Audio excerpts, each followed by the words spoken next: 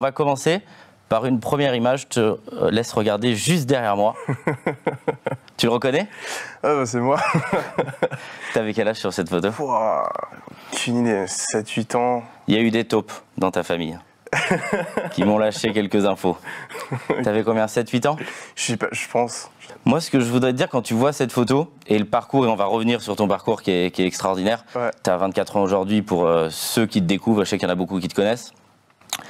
Qu'est-ce que tu aurais envie de lui dire à ce petit garçon qui a peut-être 7 ans, 5, 6, 7 ans ici, avec le recul que tu as aujourd'hui? Si tu devais lui donner un conseil, qu'est-ce que tu aurais envie de lui dire? Je dirais de s'inquiéter un petit peu moins, que tout va bien se passer.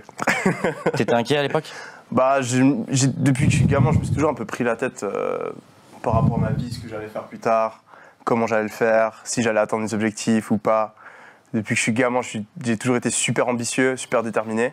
T'avais quoi? T'avais le sens des responsabilités? Tu veux dire que quand on voit cette photo d'un petit garçon innocent, en tout cas j'espère, mais tu pensais déjà à la suite? T'étais impatient? Ouais. Non, je raconte souvent une histoire où, à peu près à cet âge-là, peut-être un poil plus jeune, je suis allé habiter chez mon pote, ses parents étaient architectes et du coup, eux, ils étaient beaucoup plus aisés financièrement que nous à l'époque.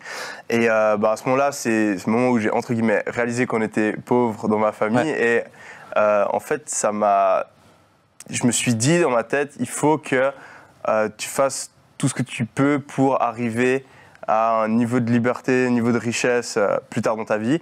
Et depuis, j'ai toujours pensé à ça. Genre, comment est-ce que je vais gagner mon argent? Quelle carrière je vais avoir?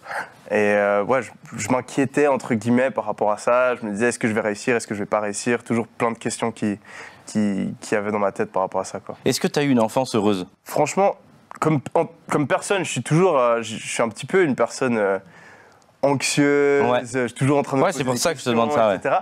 Mais franchement, oui, j'ai pas souffert. J'étais passionné par ce que je faisais. J'étais toujours en train de faire différentes choses. Donc non, j'ai pas eu une enfance triste ou traumatisante ou je ne sais quoi. Il n'y a rien de grave qui s'est passé dans ma vie. Mais tu avais soif de réussite. Exact, yes. On va voir une phrase juste derrière. Je vais la lire avec toi. Mon père était un immigré sans papier et a dû reprendre les études pour trouver un travail, alors que ma mère, qui n'avait pas fait d'études supérieures, travaillait 10 heures par jour pour subvenir à nos besoins. Et c'est pour ça que je te demande si tu as une enfance heureuse. C'était dur? Franchement, financièrement, on n'était pas hyper à l'aise, mais après, j'ai jamais manqué de rien. J'étais classe moyenne, un peu en dessous, mais j'étais pas non plus extrêmement pauvre. J'ai toujours eu de quoi m'habiller, j'ai toujours pu faire des activités, toujours pu manger à ma faim, etc. Et puis, ma mère, mon père, ils sont toujours super bien occupés de moi. Ils m'ont donné une superbe éducation. On faisait des trucs, même si c'est des trucs tout con. On allait jouer au foot avec mon père tout le temps. Ma mère, elle allait nous faire marcher en montagne. Non, franchement, on a... Quand on voit cette phrase, elle est dure quand même. Elle est vraie, mais on sent derrière que même si tu étais petit, tu as vu la difficulté de tes parents dans ce monde-là, et tu avais envie de prendre le contre-pied de ça? Ouais, je me suis dit, c'est impossible pas pour toi. Que moi je vive toute ma vie comme ça et que mes enfants ils soient limités financièrement et qu'ils puissent pas faire ce qu'ils ont envie et puis qu'il y ait d'autres personnes qui aient une vie qui est meilleure que la mienne. Je trouvais ça injuste en fait. On va revoir une photo d'où tu vivais. De l'immeuble et de la barre d'immeuble. Alors, nous, on est en France où on tourne cette émission. T'es suisse. Et nous, quand on parle d'un Suisse, on imagine toujours quelqu'un de riche en France. Et là, si on peut remettre l'image, quand on voit l'image, on se dit que ça ressemble, et c'est pas un jugement de valeur, mais ça ressemble plus à une cité en France en difficulté. Déjà, première question, est-ce qu'il y a ça en Suisse?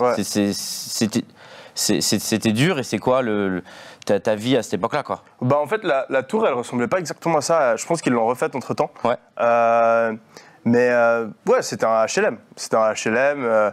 La Suisse, certes, il y a un niveau de vie qui est un petit peu plus élevé en moyenne que la France, mais il y a aussi des zones où c'est pas moins favorisé. Pas la joie, quoi. Après, c'est pas les cités de Marseille ou Paris. Il n'y a pas la violence qu'il peut y avoir en France, etc.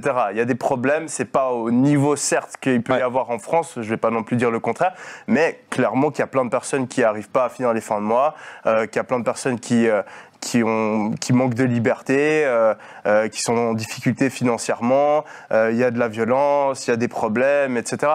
Et moi, j'ai grandi pas dans la pire partie de ma ville, mais quand même dans une zone clairement défavorisée pour la ville de Lausanne.